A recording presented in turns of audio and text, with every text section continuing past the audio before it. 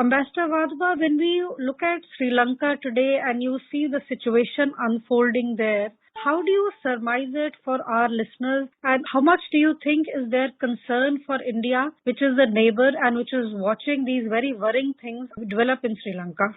So I think the Sri Lanka situation has been brought about through a series of mistakes made by Rajapaksa brothers, which has been admitted now openly by President Gotabaya Rajapaksa when he was speaking to 17 new ministers who have been appointed. And it's very interesting to note that he has now accepted all the charges, including the decision of not raising taxes in the run-up to the elections. Also, the decision to discontinue with fertilizer, which actually led to decreased productivity, and accepting indiscriminate loans from countries like China, which are opaque, which have led to a distorted situation in Sri Lanka because the exports could not keep pace with the capital exports from countries like China, who brought in their own machinery and their own people to work on the opaque BRI projects. All this has amounted to Sri Lanka owing $7 billion today, this year itself, out of the 25 billion debt that Sri Lanka owes. No wonder that Sri Lanka does not have enough money to import essentials, and they have also decided that they will default on their loans and have finally agreed to go to the IMF, which has of course imposed conditions, and they have agreed to those conditions so that the IMF can disburse $4 billion to Sri Lanka under the RFI, the Rapid Financial Instrument window. And this of course will be some amount of respite for Sri Lanka, but ultimately India will also suffer with Sri Lanka because it's such a close neighbor. And how will this happen? Because, India has already extended $2.4 billion since January itself to Sri Lanka. That includes two credit lines of $500 million for fuel, $1 billion for food and essentials.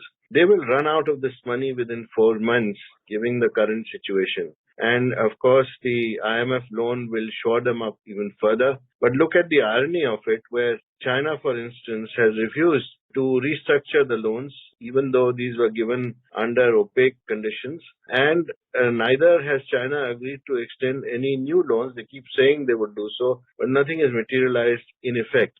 So India will be left with a situation where there could be refugees coming into India from Sri Lanka, be given the conditions, the shortages, etc., the writing over there. And at the same time, there could be a situation where Sri Lanka will once again throw up its arms and say that they need more assistance in terms of financial assistance, loans, etc. So all in all, it's not a good situation for India in the light of the situation in Sri Lanka. Ambassador Vadva, we also see, and as you pointed out, the President and the Prime Minister have also faced a lot of public protests, and people are angry at the political leadership in Sri Lanka. The President and the Prime Minister, of course, remain in office, but some of their relatives have recently lost their cabinet seats in what was seen also as an attempt to pacify the protesters. But this has also been done without giving up the family's hold on power. How much do you think is this justified, this public anger which has been directed at the Rajapaksas, both the brothers who are the President and the Prime Minister? And also, how linked is the political crisis and the economic crisis which we currently see ongoing in Sri Lanka?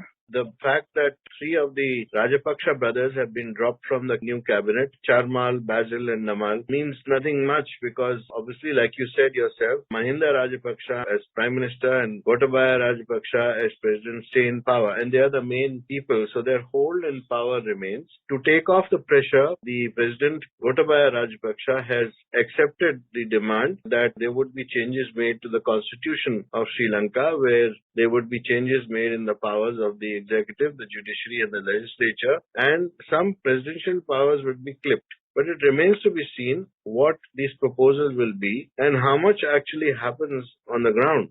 If you look at what has happened to Sri Lanka today, the petrol is selling at 338 Sri Lankan rupees per litre, which is unprecedented. And obviously, when you have this situation, when you have food shortages, when you don't have essentials, when you have power cuts, then the people of Sri Lanka are absolutely fed up with this kind of administration. And they would like the Rajapakshas to go, but the Rajapakshas have taken the plea that according to the constitution and according to the parliamentary practice, which is practiced in Sri Lanka, they don't have to resign in these circumstances. So you will have a situation where there will be continued unrest in Sri Lanka on the streets. The people will not be satisfied by cosmetic changes of 17 new ministers. Perhaps the IMF loan, when it comes, will ameliorate the situation somewhat. I don't see the situation improving with regard to tourism, given the internal situation in Sri Lanka. Neither will remittances increase given the situation in Ukraine. And, in this situation, if you take it cumulatively, the problems for the local population will only increase going forward. So in this scenario, I think it's going to be difficult for Sri Lanka to stabilize over the next few months. It'll probably take them a couple of years to stabilize if all goes well. And of course, they will need a lot of assistance from other countries who are their friends like India. Ambassador Vadla, as you also pointed out, we've seen the tourism was one of the main revenue sources for Sri Lanka. And we have seen that people in Sri Lanka have endured months of shortages now of essentials like food, cooking gas, fuel, medicine. They've been lining up for hours to buy the limited stocks available. And we've also seen that the COVID-19 pandemic has also added its own bit to this crisis. Because of the COVID, the tourism industry dipped and everything. We also see that COVID, even though it is kind of on a back foot, it really hasn't gone away. Do you feel that this continuing pandemic situation, tourism staying low, and as you pointed out, these internal conditions in Sri Lanka will also mean that the tourism industry, which brings it so much of revenue, is unlikely to pick up? So it's going to make life for Sri Lanka more difficult in maybe the short run or the long run. So Sri Lanka is, like I said, is caught in a vicious circle where unrest on the streets, shortages, power outages, etc. will ensure that tourists don't come to the country. When this happens, then obviously that revenue stream will also dry up. Sri Lanka is also not able to export its traditional items like tea, etc. because of the wrong policies followed with regard to fertilizer. So its agriculture is also suffering, as a result of which it is importing essentials like sugar and soon will have to import more rice.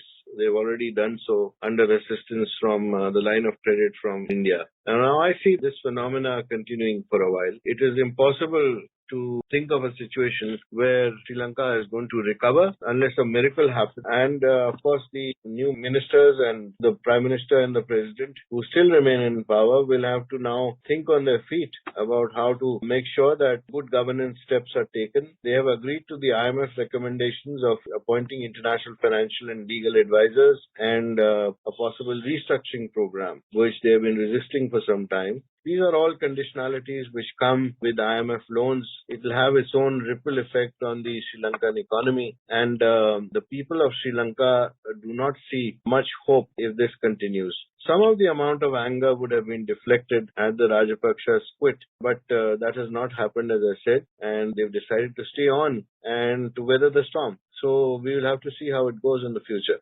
Ambassador Vadva, how do you look at the role of neighbors? You've talked a little about India. If you could talk a little more about China. We've also seen that under the Rajapaksas, Sri Lanka did develop close ties with China. There were loans coming from China and China was heavily investing into Sri Lanka. Do you think this debt diplomacy of China has also added to the woes of Sri Lanka? And do you feel that in the long run, if we look at how the situation has panned out, China really isn't acting like a friend to Sri Lanka in its time of crisis? You're absolutely right, because the Chinese loans alarm bells were ringing 2 years ago itself when 70% of foreign reserves were being spent on servicing of debt. So, in 2022, this year, as I said, $7 billion are now due as debt. But most of this debt has grown because of reliance on China for its investments into infrastructure projects. Chinese investments between 2006 and 2009 were $12 billion US. and now it continues to fund the Colombo Port City by China Communications Construction Company. That's a $1.4 billion project. But the Sri Lankans defaulted, and therefore now there is a lease for China for 99 years on the port of Hambantota. There is also a loan which was sought by President Rajapaksa back in 2010, which has grown into a debt trap. Because of that, in 2015, there's been a debt for equity swap where a port and its surrounding 15,000 acres has been leased to China for 99 years. Sri Lanka has now asked China for debt restructuring or extension of credit line. But as I said, there's been no response from the Chinese, perhaps because of the bad precedent that it's seeing from other countries where similar BRI OPEC projects have failed. And there is the debt to China from 2012 to 18 doubled from $2.2 billion to about $5 billion.